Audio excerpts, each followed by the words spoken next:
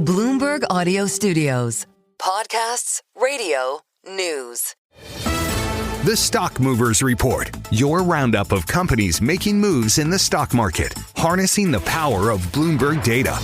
Let's take a look at some stocks on the move today. John Tucker and I were talking about the virtues of the DeWalt 20-volt max XR cordless, brushless, fixed-base compact router, tool only. $219 for the DeWalt router at Home Depot. Yeah, I don't know if that is a tariff price or pre-tariff price. But we don't know. I mean, in the conference call, they're going to sort of ask today, aren't they? Well, we did interview the CFO of Home Depot. He said expect maybe higher prices later this year because of the tariff. 50%, at least he says, 50% of the stuff that they sell is actually sourced in the U.S. I would push back again. I mean, just anecdotally, I see so much of stuff. Anecdotally, you live there. Yeah, well, exactly. There used to be one downstairs in the building. Give us a report on it. But anyway, so consumers may be staying away from the higher-priced projects that require financing. That would make sense, given where interest rates are. The world's largest home improvement retailer says comp sales, this is their main metric, growing 1% in the second quarter. So that was actually less than what analysts had expected. The volatility pushing consumers, the economic volatility pushing consumers to take on small projects and forego the bigger work, according to Rich McPhail. He's the CFO. He was interviewed on Bloomberg. Home Depot and others have seen sales growth slow over the past couple of years as Americans put off buying a new home or taking on the big home improvement projects.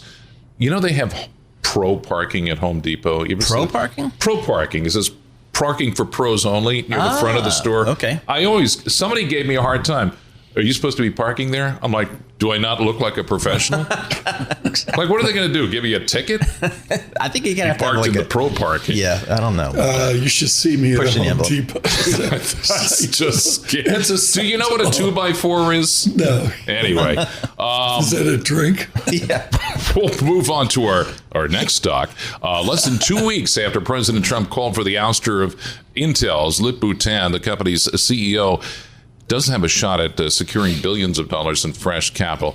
It could help him finance a turnaround at Intel. The Trump administration in discussions to take a stake of about 10%, possibly by converting grants made to the company under the Chips and Science Act into equity. This is according to our sources, at least. This could allow Intel to tap about $10 billion in capital as Tan works out a strategy for revival. Also, another surprise involving this company, SoftBank agreed to take a $2 billion stake in Intel. The company seeking a broader role in the artificial intelligence boom. Masayoshi Son, the founder of SoftBank, already owns a majority stake in chipmaker ARM Holdings. He's laid out plans to compete with NVIDIA in AI chips. All right. And finally, this media deal, Nextstar Media Group agreeing to buy TV station operator Tegna for $3.5 billion. Cash. It's a deal aimed at combining two large TV station operators. It could test more relaxed rules from the FCC about ownership. Remember, there used to be pretty tight restrictions about TV ownership in the U.S. Goldman Sachs did a broadcast cable analysis. I was shocked at the rate of change. Yeah, it's just been brutal with the cord cutting and the audience dispersion. So, you know, when times get tough, get bigger and try to get some cost synergies going. They're buying it for free cash flow? Is that they just to throw up the phrase throw off cash? Well, they're buying it to get bigger, to get more scale, to get more leverage with some of the program suppliers and, you know, and try to just kind of synergy. I hate the word, but yeah, there'll be some of that at the corporate level, but let's just get bigger. I mean, you know, we got to fight against the internet and all that kind of stuff. Can we get a little bit more scale here? Nextstar has 200 stations. I mean, it's gigantic. The Stock Movers Report from Bloomberg Radio. Check back with us throughout the day for the latest roundup of companies making news on Wall Street. And for the latest market-moving headlines, listen to Bloomberg Radio live. Catch us on YouTube, Bloomberg.com, and on Apple CarPlay and Android Auto with the Bloomberg Business app.